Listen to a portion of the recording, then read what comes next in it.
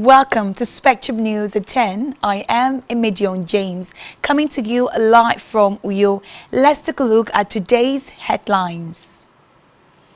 President Tinubu receives U.S. military delegation at Aso Rock. Senate fixes emergency plenary amid debate about e-transmission of result. Plus, Trump praises new Honduras leader after talks in U.S. We'll bring you details of these stories and more in just a moment. Please stay tuned.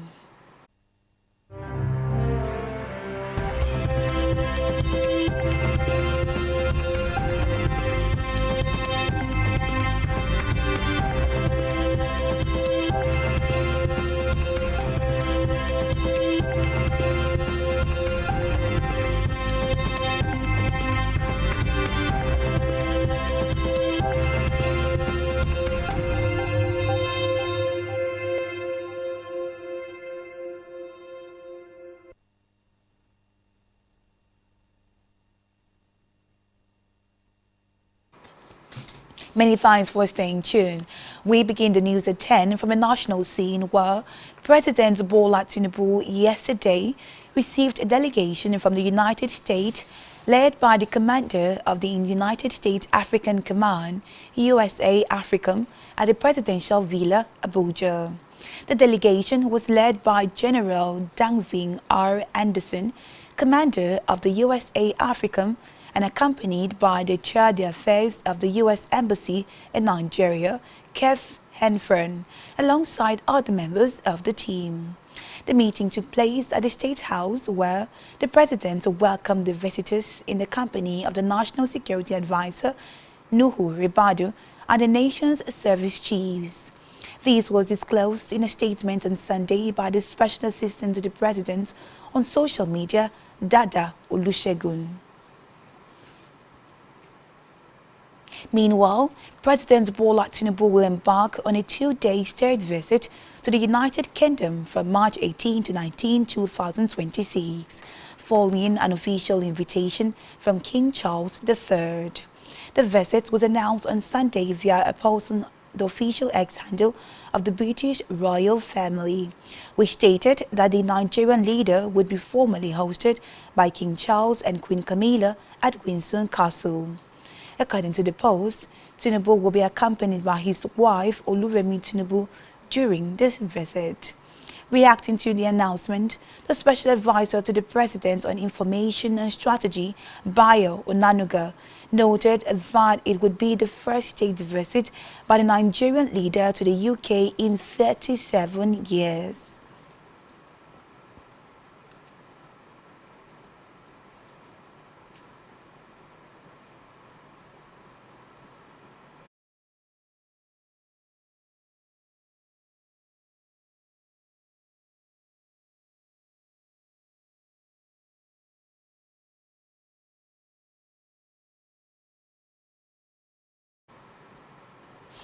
In another development, the federal government will today convene a National Economic Council conference aimed at strengthening economic coordination and accelerating inclusive growth across Nigeria's 36 states.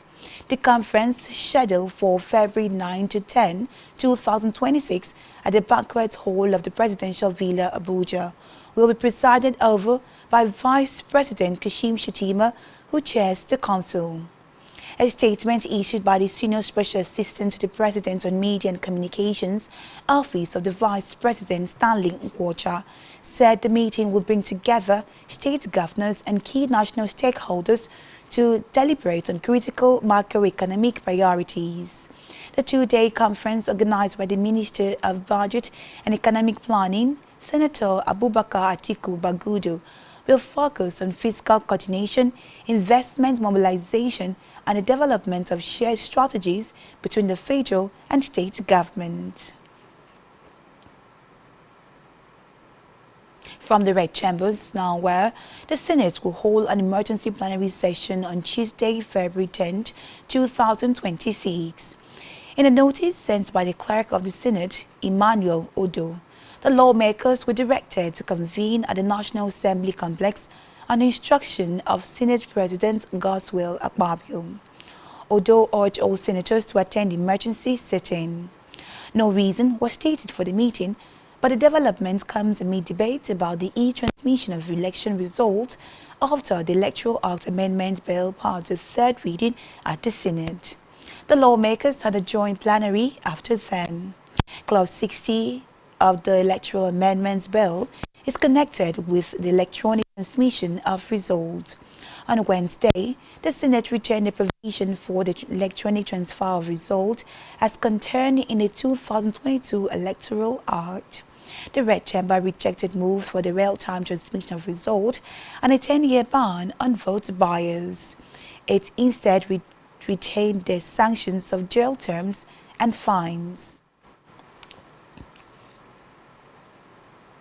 In a related development, the Nigerian Labour Congress (NLC) has warned of possible nationwide protests and election boycotts over what it described as confusion and contradictory position by the Senate on the amendment to the Electoral Act, particularly regarding the electronic transmission of election results.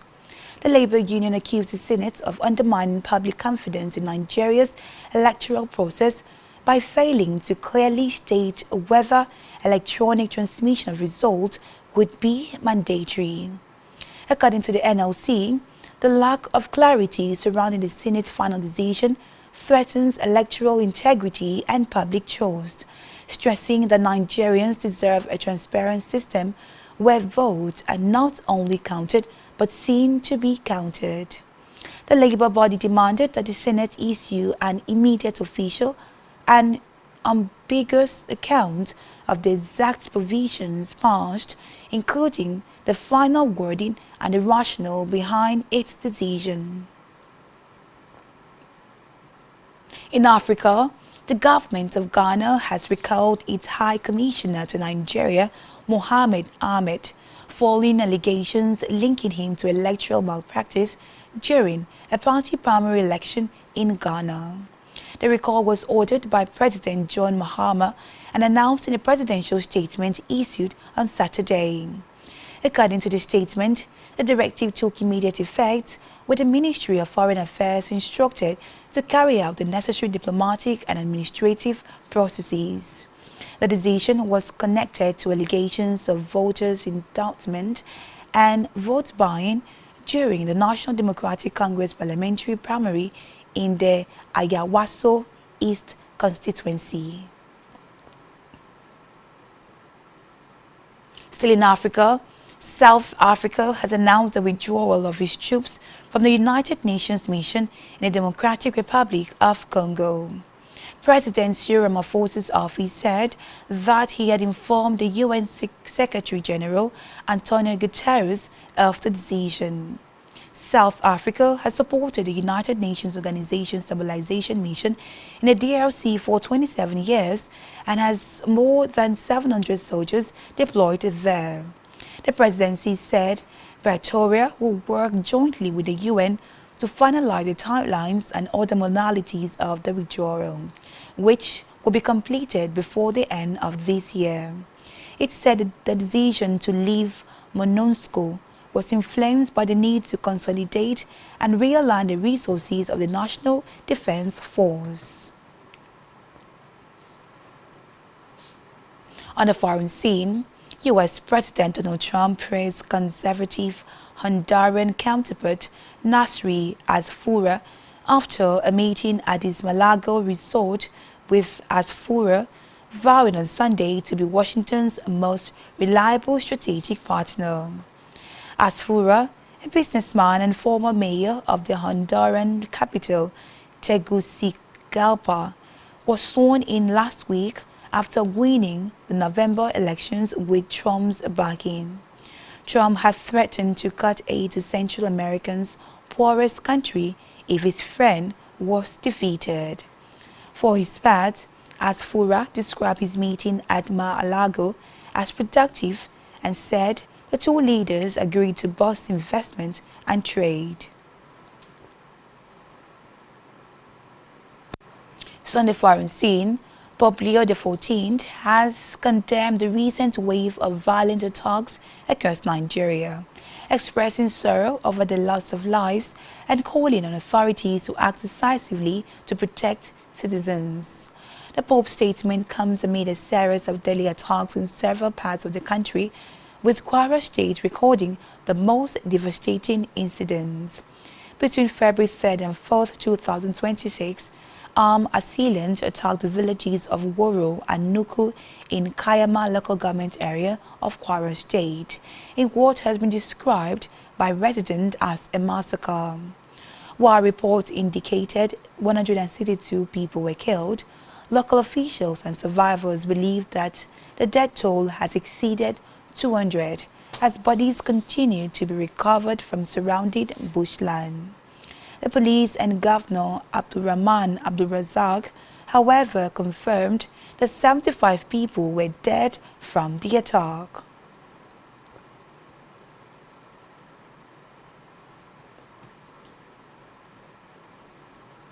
Still to come in the news. Man City beat Liverpool to rekindle fading Premier League title hopes. Stay tuned for details of this in just a moment.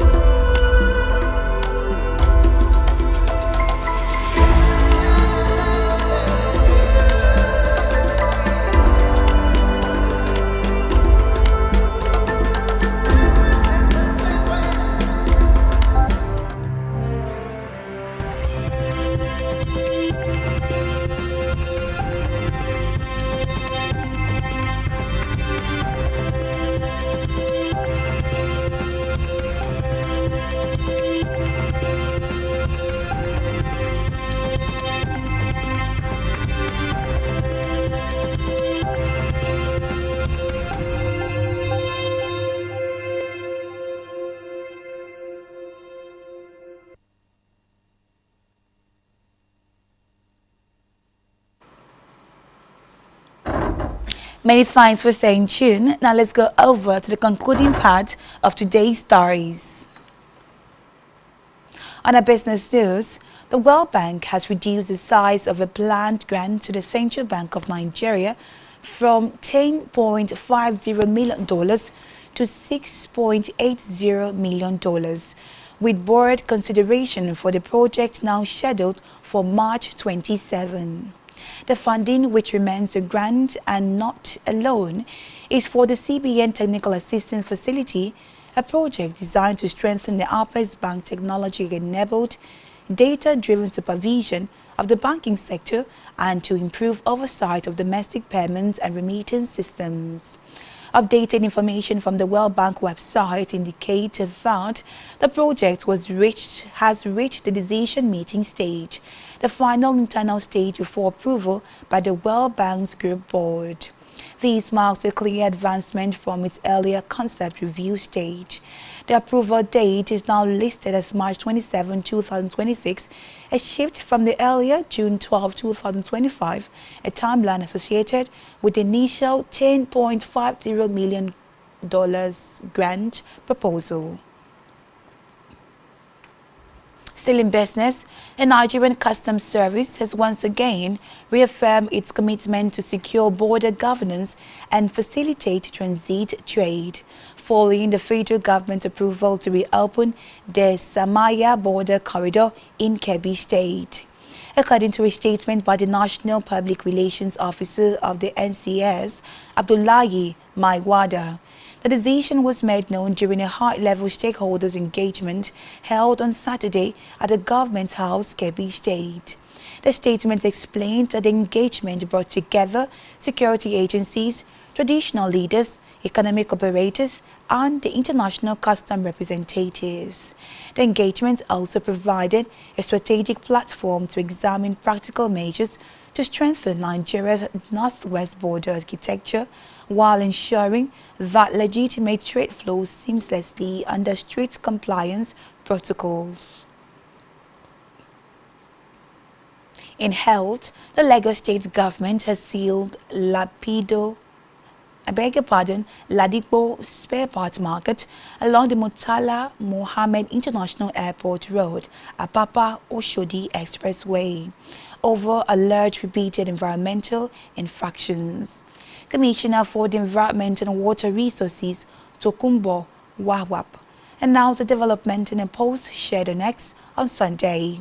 The popular spare part hub in Mushin was shut as part of the state government's ongoing enforcement drive to ensure compliance with environmental laws and discourage street trading and improper waste disposal. The market has previously faced sanctions over similar issues. Still in health, the Oyo State Police Command has intercepted 101 wraps of Canadian loud, 9 bags of Indian hems and other illicit drugs.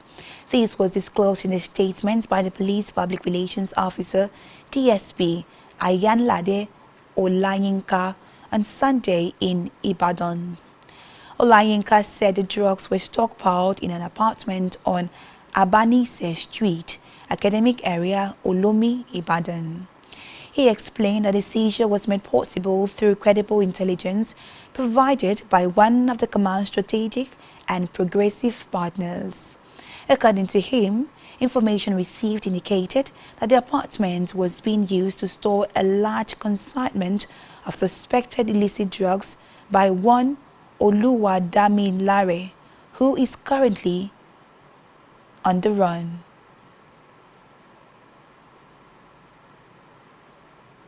To sports news now, where Erling Haaland's stoppage time penalty earned Manchester City a dramatic 2-1 win at Liverpool on Sunday to reduce Arsenal's lead at the top of the Premier League park to 6 points. City were heading for defeat at Anfield with 6 minutes to go before Bernardo Silva cancelled out Dominic Szoboszlai's stunning free kick to spark an incredible finale. Haaland put City in front from the spot before visitors had another goal ruled out, and Szoboszlai was sent off in the same incident after a VAR review. Victory was City's first away to Liverpool in front of a crowd since 2003 and reapplies some pressure to Arsenal's quest for a first title in 22 years. Defeat delivered another blow to Liverpool's hopes of Champions League football next season. The defending champions remain down in 6th and 4 points adrift of the top 5. Still in sport, Alvaro Carreras and Kylian Mbappe's goals and Real Madrid a battling 2-0 win at Valencia on Sunday to close the gap to La Liga leaders Barcelona to 1 point. After the Spanish champion had beaten Mallorca on Saturday, Alvaro Arbelo's side eked out a tight victory at Mestalla to keep the pressure on their arch rivals. Missing suspended forward Vinicius Jr. and injured midfielder Jude Bellingham, Los Blancos lacked sparkle but did just enough to claim 3 points on Spain's East Coast. Meanwhile, England international Trent Alexander-Arnold made his return after injury as a substitute in the second half of Madrid's victory.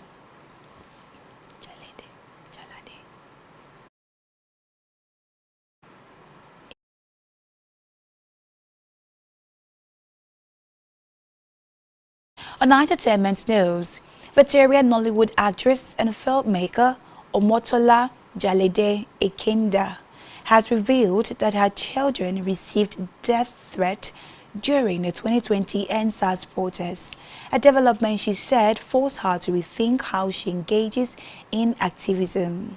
The actress, whose career spans more than 3 decades, spoke with newsmen on Sunday. She described the EndSARS period as a time she faced the most intense backlash ever, despite years of involvement in advocacy. The actress said the situation escalated when people began physically coming to her home and workplace in search of her. And that's all we have for you at this time. Do ensure to follow us on social media and subscribe to our YouTube channel, all of which you can find on our website at spectrumtvlive.ng. You have been watching Spectrum News at 10. I am Emedion James. Enjoy the rest of your day. Bye for now.